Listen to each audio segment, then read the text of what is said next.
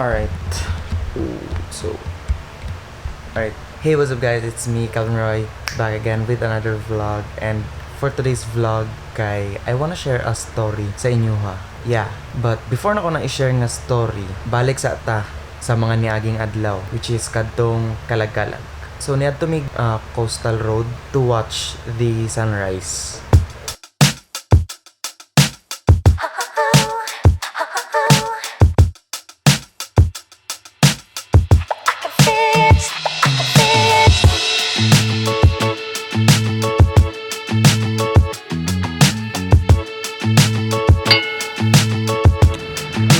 Hello guys, what's up? We're here at the coastal road kaning ginabuhat. Kuya kayo kinana sila park diri sa kilid, established na.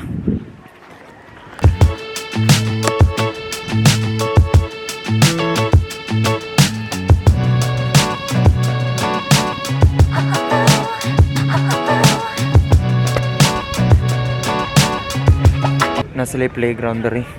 Playgrounds for the kids.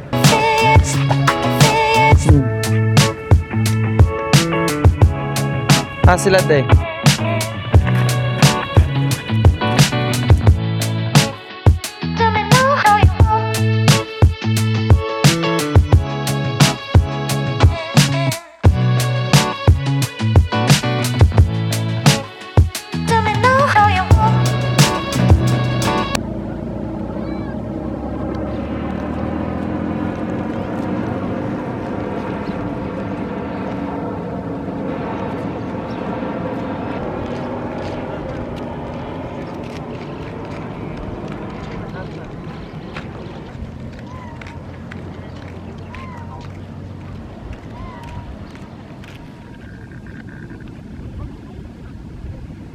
Why buang mas? Ay, kaniman din ano.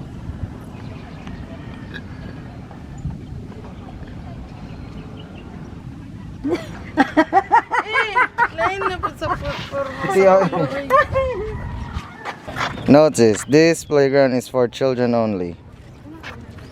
No adults. Well, feeling bata ko. Tara te.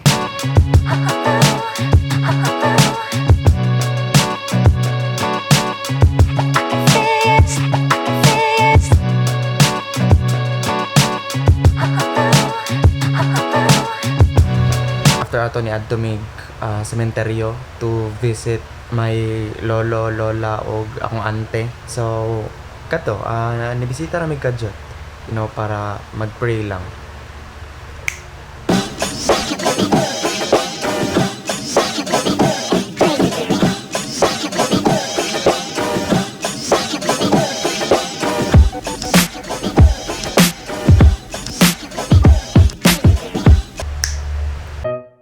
This one's a video of me katong bata pa kayo ko. I used to be the most sipat ug annoying sa pamilya, or basin ang tudron. And the word behave was never registered in my dictionary. Sa una, dili jud ko maot dagyaw sa biskang unsa nga butang. Like, I always have something to say about maybe almost anything. But this isn't about my life or how I grew up. This is about how I came to love filmmaking. This one's a love story. It's my love story. And just like any other romantic scenes from romantic films, never know gi-expect nga maganahan ko ani nga butang. Growing up, I wanted nothing. I didn't even know if I had a dream or basin wala ra jud ko'y pangandoy sa kinabuhi. It was then until high school. It was during my 8th grade when I started to like making videos, and in 9th grade nitabang kog daog sa isa ka competition. So these are the rooms kadong junior high pa ko. This is where it all started. And since then, I really got into it, so I studied it. During those times, I've watched Casey Neistat on YouTube. He inspired me. In fact, it wasn't just me, but hundreds and thousands of content creators. For all you who don't know, I have two idols. You know Casey Neistat is one of them. And to me, filmmaking is more than just a hobby. Filmmaking is now ours. Filmmaking is a sport. And so I followed this path. I record videos, edit them, and post them on YouTube. For the past 5 years, I'm more than happy that I already made more than 100 of YouTube videos that represent the important moments in my life. In fact, this is the whole point of the video. The reason why I fell in love with filmmaking is because there will be something that would take me back to the past.